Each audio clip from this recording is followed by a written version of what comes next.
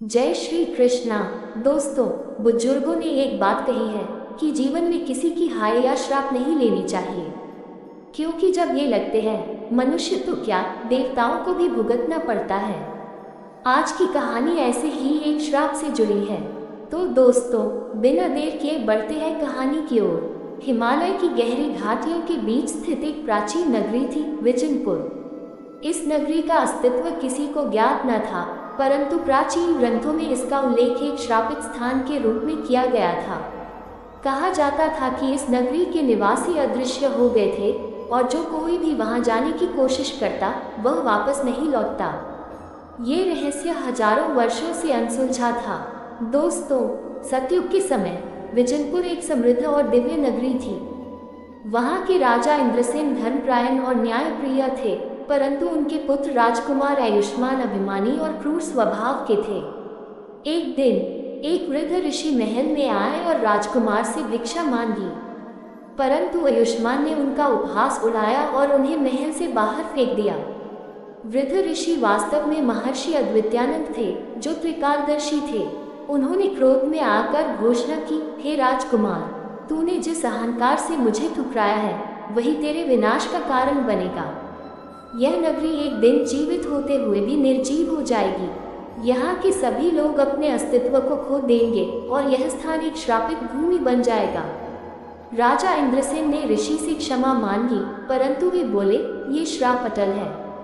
केवल वह व्यक्ति इस श्राप को समाप्त कर सकता है जो सच्चे हृदय से नारायण का भक्त होगा और तपस्या द्वारा स्वर्गलोक से दिव्य आशीर्वाद प्राप्त करेगा।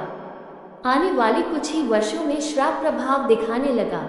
एक रात जब आकाश में अद्भुत चंद्र ग्रहण लगा, तब पूरी नगरी रहस्यमय ध्यान से लुप्त हो गई। वहां के लोग जीवित होते हुए भी परछाइयों की तरह हो गए, बिना किसी आवाज, बिना किसी अस्तित्व के। उनके शरीर वहां थे, परंतु आत्माएं बंधन में थी।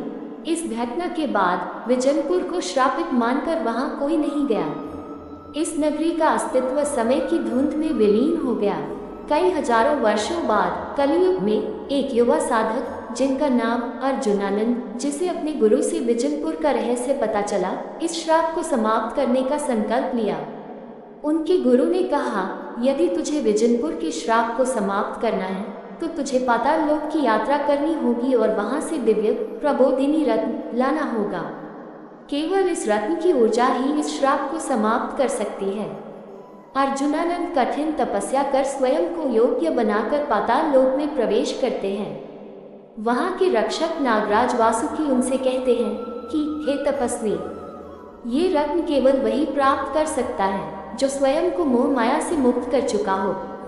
क्या तू अपने प्राणों की चिंता किए बिना इसे प्राप्त कर सकता है? अर्जुनानंद ने हिम्मत दिखाई और घोर परीक्षा के बाद प्रबोधिनी रत्न प्राप्त किया।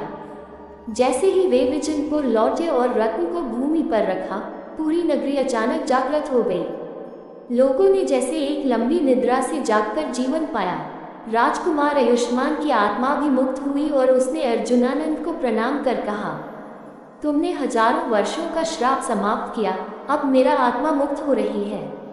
अर्जुनानंद को आकाशवाणी में भगवान विष्णु का आशीर्वाद मिला और इस प्रकार विजनपुर पुनः एक दिव्य नगरी बन गई। दोस्तों, ये छोटी सी कहानी हमें सिखाती है कि अहंकार और क्रूरता का परिणाम विनाश ही होता है, तथा सत्य और भक्ति से ही किसी भी बंधन को तोड़ा जा सकता है और सच्ची श्रद्धा और तपस्या से असंभव कार्य भी संभव हो सकते हैं। दोस्तों, जानकारी अच्छी लगी हो तो वीडियो को लाइक, शेयर और कमेंट में जय श्री कृष्णा जरूर लिखें और हमारे चैनल को सब्सक्राइब अवश्य कीजिएगा। धन्यवाद।